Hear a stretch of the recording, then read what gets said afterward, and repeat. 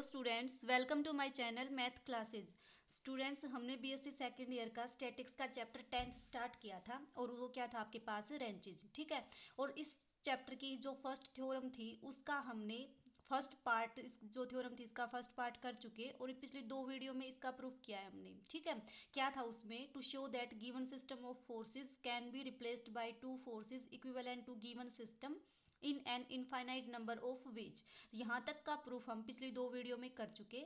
आज क्या करेंगे हम?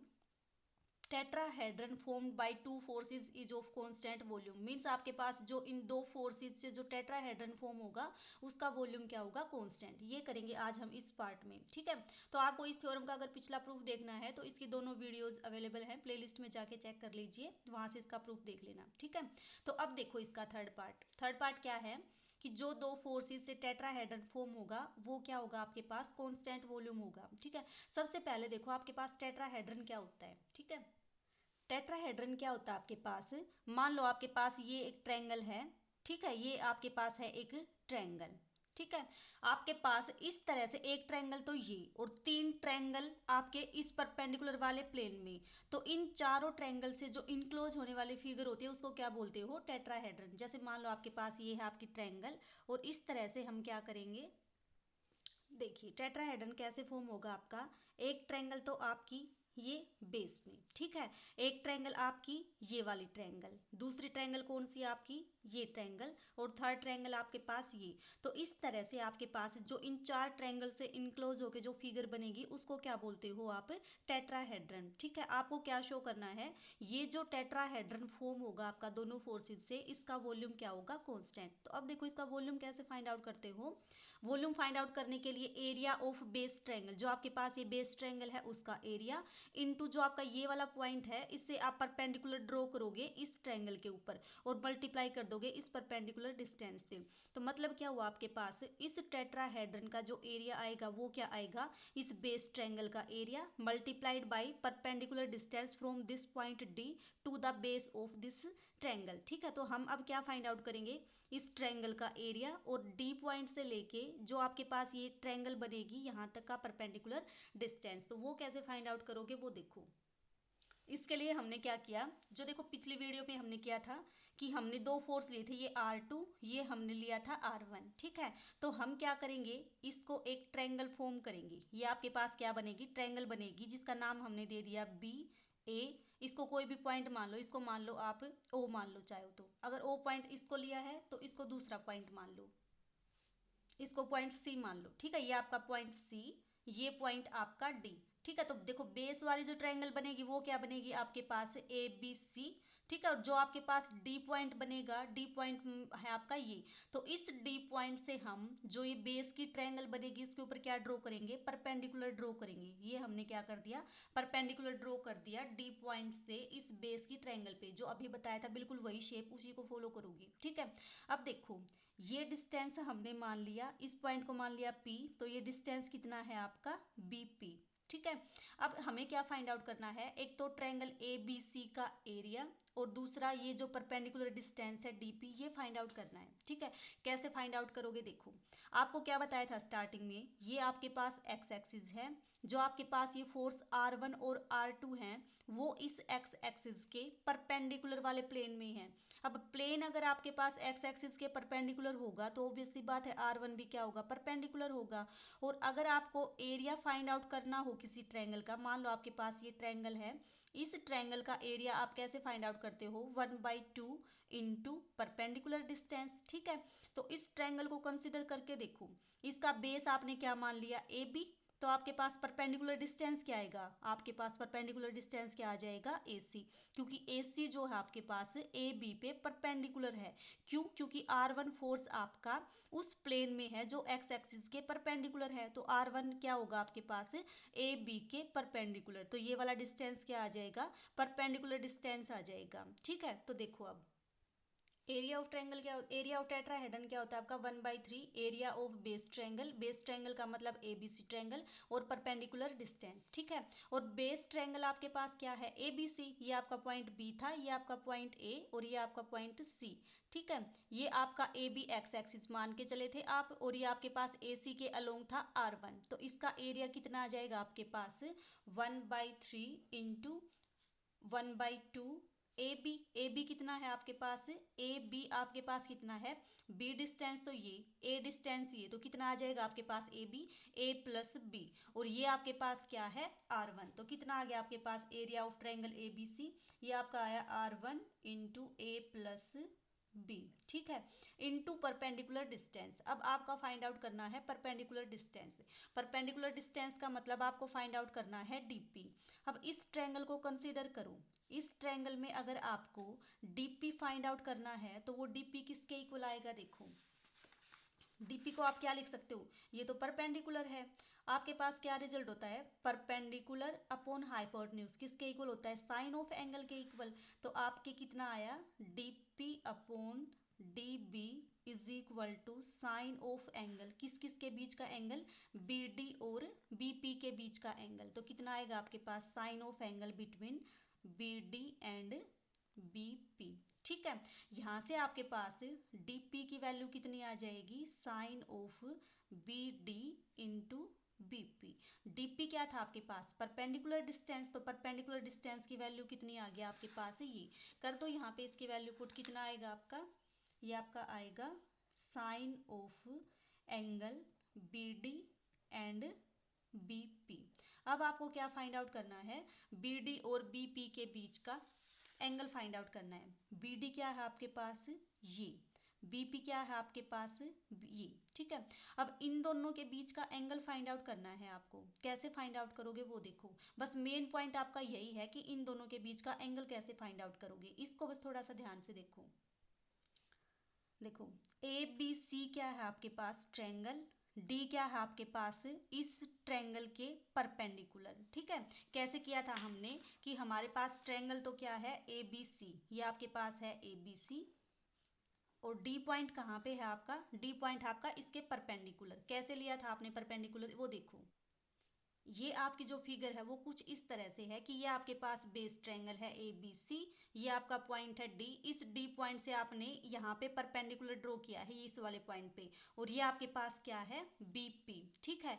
ये बी पी जो आएगी आपके पास, आपको ये फाइंड आउट करना है इस बी पी और इस बी डी के बीच का एंगल। अब देखो ये जो आपके पास बी पी है, ये बी पी, ये आपके पास बी डी, जो आपके पास ये बी डी है वो इस लाइन के साथ वही एंगल बनाएगी जो इस पूरे प्लेन के साथ बनाएगी। इस चीज़ को ध्यान से देखना, ये आपके पास बी डी, इस बी डी को आप ये कंसीडर करो, ये है आपके पास बी डी, ठीक है।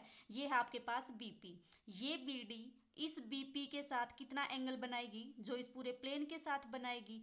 जो एंगल इस पूरे प्लेन के साथ होगा वही एंगल आपका इस लाइन के हर एक लाइन के साथ होगा, ठीक है। तो अब देखो आप, ये मान के चले थे आप बी, इसको मान के चले थे ए, इसको मान के चले थे आप सी, ये आपका डी पॉइंट था, और यहाँ पे आपने परपेंडिकुलर ड्रॉ किया था ये वाला, और इस पॉइंट को आपने लिया था पी, और ये था आपके पास बी पी, और ये था आपके पास बी डी। आपको क्या चाहिए था, sine of angle between B D and B P. तो ये बी डी इस लाइन के साथ जो एंगल बनाएगी वही इस पूरे प्लेन के साथ बनाएगी, और जो इस लाइन का इस प्लेन के साथ एंगल होगा वही आपका हर एक लाइन के साथ एंगल होगा। लेकिन अब देखो जो एंगल आपका इस लाइन के साथ होगा वही एंगल आपका इस लाइन के साथ होगा। तो इसका मतलब angle between B D and B P is equal to angle between B D and A C, ठीक है। ए सी को हमने क्यों लिया, क्योंकि ए सी की हमारे पास वैल्यू है R1, इसलिए, ठीक है। तो यही पॉइंट था आपका मेन, कि जो आपके पास ये लाइन इस लाइन के साथ एंगल बनाएगी वही इस पूरे प्लेन के साथ बनाएगी, और पूरे प्लेन के साथ एंगल बनाने का मतलब इस प्लेन पे जितनी भी लाइन है उनके बीच का एंगल और इस लाइन के बीच का एंगल क्या होगा आपका, सेम होगा। तो वही एंगल आपका इस ए सी और बी डी के बीच का होगा। तो इसका मतलब हम किससे रिप्लेस कर सकते हैं, इसको हम रिप्लेस कर सकते हैं sine of angle between B D and BP की जगह पे किससे रिप्लेस कर सकते हैं, एसी से। क्यों? क्योंकि एसी आपके पास उसी प्लेन में है जिसमें आपके पास बीपी है। ये आपका बीपी, जिस प्लेन में बीपी है उसी प्लेन में आपकी एसी है, और बीडी आपके पास कुछ इस तरह से है। जो ये बीडी आपकी इस लाइन के साथ एंगल बनाएगी वही इस पूरे प्लेन के साथ बनाएगी। इस प्लेन की हर एक लाइन के साथ भी सेम एंगल बनाएगी, और इसी प्लेन में आपके पास क्या है, AC। तो AC का और BD का एंगल भी क्या होगा, आपके पास सेम होगा। ठीक है, अब देखो आगे, इसको क्या लिख सकते हो, 1/6 into R1 A plus B, और ये आपके पास क्या आ जाएगा, sine of angle between BD and AC। अब हमें क्या फाइंड आउट करना है, BD और AC के बीच का एंगल। वो एंगल देखो कितना आएगा, AC और Z एक्सिस के बीच में कितना एंगल था, अल्फा।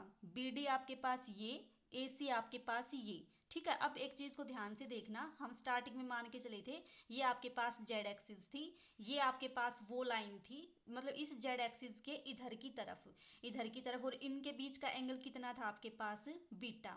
और जो आपके पास AC है वो क्या है आपके पास, इस Z एक्सिस के साथ इस वाली डायरेक्शन में, और ये एंगल कितना था आपके पास, अल्फा। तो अब इस चीज को थोड़ा सा विजुलाइज करने की कोशिश करो कि इन दोनों के बीच का एंगल तो कितना है आपका, अल्फा, और आपके पास इन दोनों के बीच का एंगल कितना है आपका, बीटा। तो इसके और इसके बीच का एंगल आपका कितना हो जाएगा, देखो ये एंगल आपका अल्फा, ये एंगल आपका बीटा, ये आपकी जेड एक्सिस, ये आपके पास बीडी, ये आपके पास एसी। आपको चाहिए एसी और बीडी के बीच का एंगल। तो अल्फा एंगल ये, बीटा एंगल ये, तो इन दोनों के बीच का एंगल कितना हो जाएगा, अल्फा प्लस बीटा। तो क्या आ जाएगा आपके पास, अल्फा प्लस बीटा। तो ये बन गया आपका 1/6 R1 into a plus B, और ये क्या बनेगा आपका, sine of alpha plus beta. ठीक है, और उसके बाद देखो साथ में ये आपने जब डीपी की वैल्यू निकाली थी तो डीबी भी इसके साथ क्या होगा, मल्टीप्लिकेशन में आएगा। और डीबी की वैल्यू कितनी है आपकी, डीबी की वैल्यू है आपकी R2, तो यहाँ पे कितना आएगा आपका R2। This is equal to 1/6 R1 R2 into a plus b sine of alpha plus beta. ठीक है, अब इसको क्या लिख सकते हो, 1/6 इंटू R1 R2 ए प्लस बी, और ये आपका क्या बन जाएगा, इसका साइन का एंगल ओपन कर दो, कितना आएगा, sine alpha cos beta plus cos alpha sign of beta. अब क्या करो, अब तो जस्ट इसको सोल्व करना है। देखो इसकी calculation, this is equal to 1/6 R1 R2 को इसके साथ मल्टीप्लाई करोगे तो कितना आएगा, a प्लस बी को रखो एज इट इज, ये क्या आएगा आपका R1 sine alpha, R1 sine alpha R2 cos of beta plus ये कितना आएगा आपका R1 cos alpha R2 sine of beta. अब देखो इन चारों की वैल्यू हमारे पास है, हमने इवेलुएट की थी पिछले वीडियो में, ये सारा काम कर चुके हैं। आप उस वीडियो को देखिए, वहां से आपको क्लियर हो जाएगा कि इनकी वैल्यू ये कैसे आई। तो हम लिखते हैं डायरेक्ट उन वैल्यूज को। तो देखो क्या निकाला था हमने पिछली वीडियो में, R1 कोस अल्फा की वैल्यू आपके पास क्या थी, ये R1 साइन अल्फा की वैल्यू थी K upon A plus b. तो कर दो ये वैल्यू पुट। ये वैल्यू अगर आपको देखनी है तो आप पिछली वीडियो देख लीजिए, सारी चीजें क्लियर हो जाएंगी। R1 साइन अल्फा की वैल्यू कितनी है आपकी, K upon A plus b. R2 cos beta, R2 cos beta कितना निकाला था, AB upon A plus b, ये आपका आया था AR upon A plus b, plus R1 cos alpha कितना था आपका, R1 कोस अल्फा था BR upon A plus b, BR upon A plus B, और आपका R2 साइन बीटा कितना था, K A प्लस बी।